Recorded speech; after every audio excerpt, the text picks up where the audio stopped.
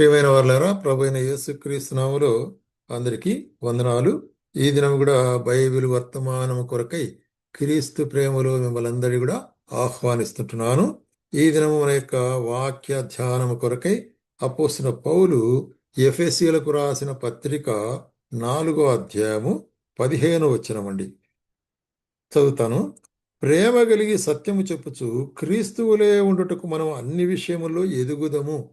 క్రీస్తువులే ఉండుటకు మనం అన్ని విషయముల్లో ఎదుగుదము అని మరి అపోస్తలుడైన పౌలు మరి ఎఫెసు సంఘములో ఉండేట్టు విశ్వాసులకు రాస్తుంటున్నాడు. యేసుక్రీస్తు ప్రభువును మీరు అంగీకరించినారు, పాప క్షమాపణ పొందినారు, క్రీస్తు పిల్లలైంటున్నారు, సంఘములో చేర్చబడిట్టున్నారు. అంత మాత్రం చాలదు.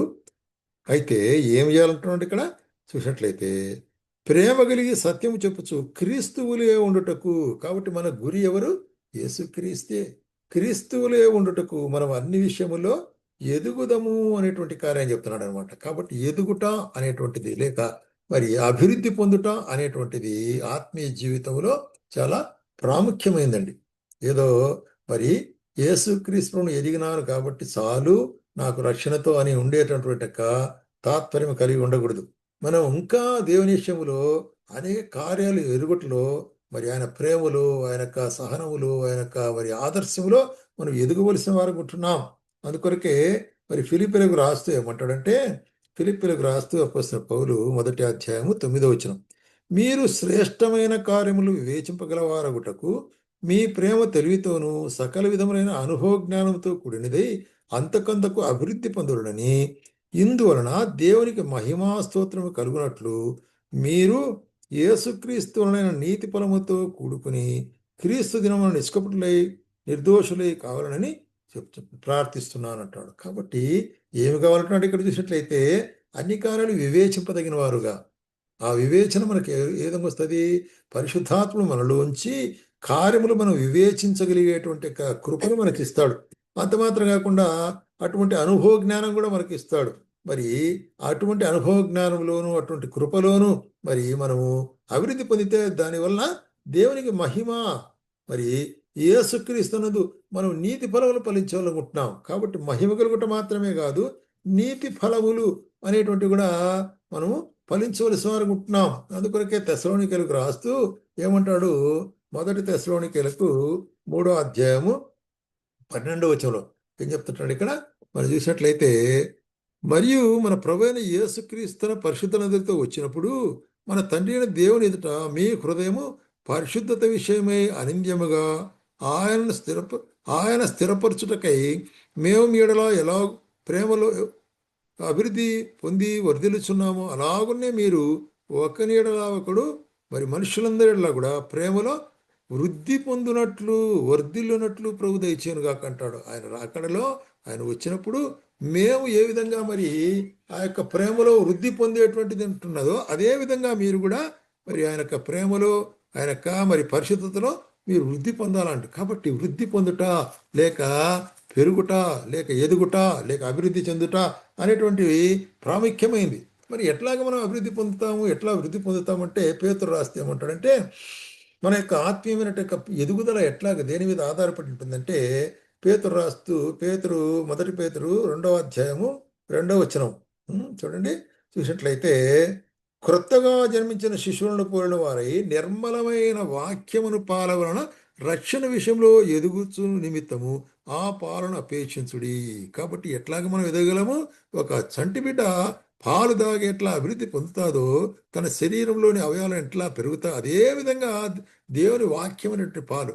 కాబట్టి దేవుని వాక్యం అనే పాలను మనం దినదినము మరి దాన్ని ఆస్వాదిస్తూ మనము వృద్ధి పొందాలి. అంటే అర్థం ఏంటి? ఆయన వాక్యాన్ని మనం దినదినము చదువుతూ ధ్యానిస్తూ దాని ప్రకారం మనం నడుచుకుంటూ మనం ముందుకు సాగవలసిన వారం ఉంటున్నాం, లేక ఎదగవలసిన వారం ఉంటున్నాము అంటున్నాడు. అట్లాగే మరి పేతురు రాస్తూ 2వ పేతురులో ఏమంటాడంటే, 2వ పేతురు మరి 3వ అధ్యాయం 18వ వచనం చూసినట్లయితే ఏమంటున్నాడు ఇక్కడ? రైట్, 2 పేతురు 3వ అధ్యాయము 18వ వచనం అండి.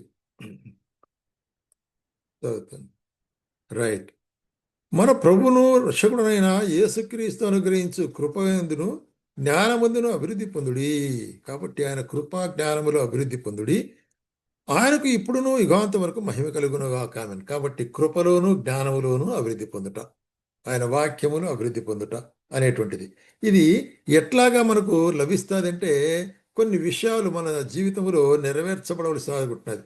మొట్టమొదటిగా ఇక్కడ ఏమంటున్నాడు, మరి యోహాను సువార్త 15వ అధ్యాయంలో, నేను నిజమైన ద్రాక్షవల్లిని, నా తండ్రి వ్యవసాయకుడు, నాలో ఫలింపని ప్రతి తీగను తీసి పారవేయను, ఫలించు ప్రతి తీగ ఎక్కువగా ఫలింపని దానిలో పనికిరాని తీగ తీసివేయను. ఇక్కడ ద్రాక్షవల్లి, తీగలు, ఫలములు అనేటువంటిది. కాబట్టి ద్రాక్షవల్లి మరి చూసినట్లయితే ఎప్పుడైతే మరి తీగలు ద్రాక్షవల్లితో అంటుకట్టి ఉంటాయో అప్పుడు ఫలించడానికి. కాబట్టి ఫలములు ఫలించాలంటే మనం ఎక్కడ ఉండాల? మొట్టమొదటిగా మరి ఫలము పొంది అభివృద్ధి పొందాలంటే మొట్టమొదటిగా మరి ఈ యొక్క తీగలంటే మనము క్రీస్తు అంటే ద్రాక్షలో నిలిచిన వారముగా ఉండాలి. రెండవదిగా నిలిచి ఉండటం మాత్రమే కాదు, ఈ తీగలు ద్రాక్ష చెట్లు ఏం చేస్తారంటే అప్పుడప్పుడప్పుడు కత్తిరిస్తూ ఉంటారు. కొన్ని కత్తిరించే దాని వలన కొత్త కొత్త శాఖలు వచ్చేసి మంచి ఫలములు పొందుతాయి. కాబట్టి ఆ కత్తిరింపు అనేటువంటిది మన జీవితాల్లో, ఆత్మీయ జీవితాల్లో మరి దేవుడు మన ఇలా చూపించేటువంటి కార్యం. ఎందుకంటే కొన్ని విషయాలు కష్టం ఉంటాయి, నిర్బంధంగా ఉంటాయి, మరి చూసినట్లయితే బాధగా ఉంటుంది. అయినప్పటికీ కూడా దాని ద్వారా వృద్ధి అనేది కలుగుతుంది. కత్తిరించేటప్పుడు కొన్ని విషయాలు, పనికిరానటువంటి విషయాలు, శరీర సంబంధమైన విషయాలు కత్తిరించి మనకు చూపించేటప్పుడు మనకు అవి కొంచెం కష్టంగా ఉంటుంది. అయితే కూడా దాని ద్వారా మనకేమవుతుంది? అధికముగా ఫలించుట, అభివృద్ధి చెందుటకు మనకు సహాయపడేట్టుగా ఉంటున్నది అనేటు. కాబట్టి నిలిచి ఉండుట, మరి రెండవది కత్తిరించబోవటం అవసరం. మూడవదిగా అట్లాగే ఆత్మీయ ఫలములు ఫలించే దాని కొరకై మనము మరి అభివృద్ధి పొందుట అంటే అర్థం ఏంటి? మనం ఆత్మీయ ఫలములు ఫలించుట అనేటువంటిది మన గలతీయులకు 5:22లో మనం చూస్తుంటాం. ఆత్మఫలం ఏమనగా ప్రేమ, సంతోషము, సమాధానము, దీర్ఘశాంతము, దయాళుత్వమును, మంచితనమును, విశ్వాసము, సాత్వికము, ఆశానిగ్రహము. ఇవి ఆత్మఫలాలు.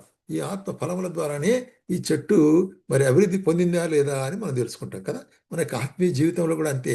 ఇటువంటి ఆత్మఫలములు ఫలించి మరి ఆఖరిగా మన వాళ్ళందరినీ ఎట్లా చూడాలనుకుంటున్నాడంటే, చూడండి 4వ అధ్యాయం 19వ వచనంలో గలతీయులకు, రైట్, నా పిల్లలారా, క్రీస్తు స్వరూపం యందు ఏర్పడు వరకు మీ విషయమై మరలా నాకు ప్రసవ వేదన కలుగుతున్నది. క్రీస్తు యొక్క స్వరూపములో ఏర్పడుట. కాబట్టి అభివృద్ధి పొందుట అంటే అర్థం ఏంటి? క్రీస్తు స్వరూపములోనికి మార్చబడుట. క్రీస్తు స్వరూపం మీలో ఏర్పడు వరకు అంటే అర్థం ఏంటి? క్రీస్తు వలె మనం మారుట, క్రీస్తు యొక్క గుణలక్షణం అలవర్చుకున్నట, క్రీస్తు యొక్క లేక వాక్యం యొక్క మరి చూసినట్లయితే ఆత్మీయ ఫలములు ఫలించుట, ప్రేమలోను, సహనములోను, దీర్ఘశాంతములోను, ఓర్పులోను, మరి నిరీక్షణలోను మనము నిలిచి ఉండుట అనేటువంటి కార్యం. ఆ విధంగా వచ్చినప్పుడు ఏమవుతుంట?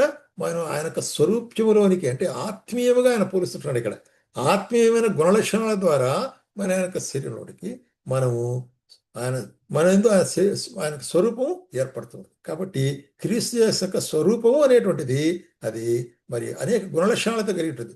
ప్రేమ, సమాధానము, సంతోషము, దీర్ఘశాంతము, దయాళుత్వము అనేటువంటి కార్యములన్నిటి ద్వారా మిళితమైంటుంది. కాబట్టి మన జీవితాల్లో కూడా ఈ కార్యాలన్నీ కూడా మిళితమైనప్పుడు మనం ఆయనందు ఎట్లా గుంటున్నామైతే మరి నూతనముగా అభివృద్ధి పొందిన వారం గుంటున్నాము. కాబట్టి మన అభివృద్ధి ఎక్కడ తెలుస్తుంది? మన అభివృద్ధి వచ్చేసేసి ఆయన మనక ఫలముల్లో తెలిసేదిగా ఉంటుంది. కాబట్టే ఇక్కడ మరి మనం ఆయనందు నిలిచి ఉండట చాలా ప్రాముఖ్యమైన విషయం. ఆయనందు నిలిచి అభివృద్ధి పొంది ఆయన స్వరూపంలోనికి